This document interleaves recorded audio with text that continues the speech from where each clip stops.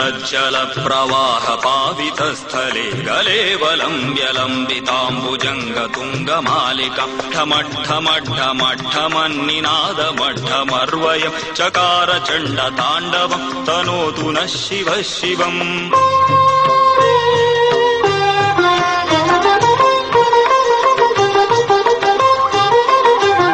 जटाकटाः सम्भ्रम भ्रमन्निलिम्ब निर्झरि विलोलवीचिवल्लरी विराजमानमूर्धनि धगद्धगद्धगज्ज्वलल्ललाटपट्टपावके किशोरचन्द्रशेखरे प्रतिक्षणं मम धराधरेन्द्रनन्दिनि विलासबन्धुबन्धुरस्फुरद्दिगन्तसन्तति प्रमोदमानमानसि कृपाकटाक्षधोरणि निरुद्धधुर्धरापदि क्वचिद्दिगम्बरे मनो विनोदमेतु वस्तुनि।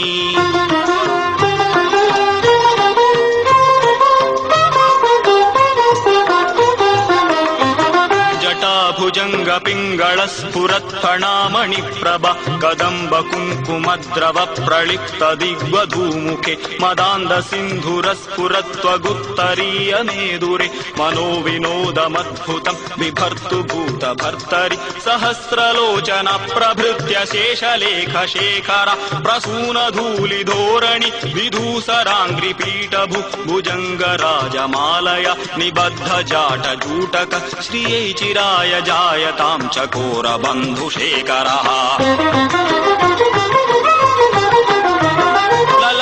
चत्वरज्ज्वलद्धनञ्जय स्फुलिङ्गब निपीत पञ्चसायकं नमन्निलिम्पनायकं सुधामयूखलेखया विराजमान शेखरं महाकपालि सम्पदे शिरोजटालमस्तु नः करालभाल पट्टिका धगद्धगद्धगज्ज्वल धनञ्जयाहुतिकृत प्रचण्ड पञ्चसायके दरादरेन्द्र नन्दिनि कुचाग्रचित्रपत्रक प्रकल्पनैक शिल्पिनी त्रिलोचने रतिर्ममा।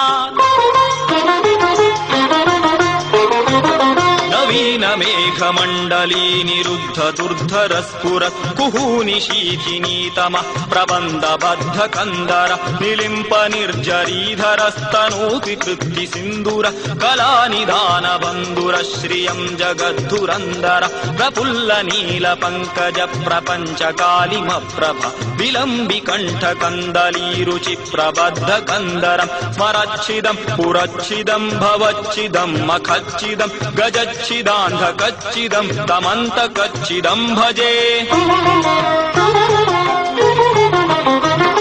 अखर्व सर्वमङ्गला कला कदम्ब मञ्जरी रस प्रवाह माधुरी विजृम्भणा मधुव्रतं स्मरान्तकं पुरान्तकं भवान्तकं मखान्तकं गजान्तकान्धकान्तकं तमन्तकान्तकं भजे। जयद्वदभ्रविभ्रमद्भुजङ्गचुङ्गमश्वस द्विनिर्गमत्क्रमस्फुरत्करालपालहव्यव धिमिद्धिमिद्धिमिध्वनन् मृदङ्गतुङ्गमङ्गल ध्वनिक्रम प्रवर्तित प्रचण्ड ताण्डव शिवः।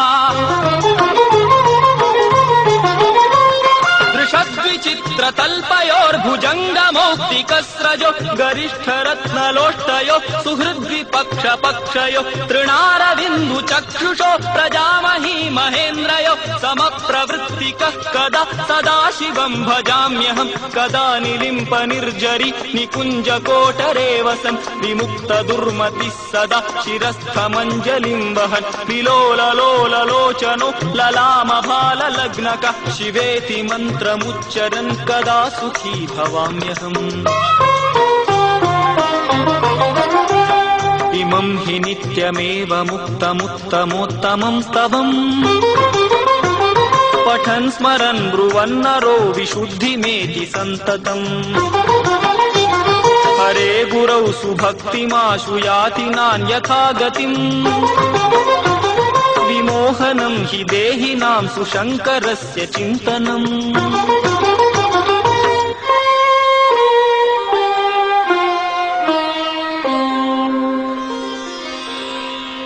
पूजावसान समये दशवक्त्रगीतम्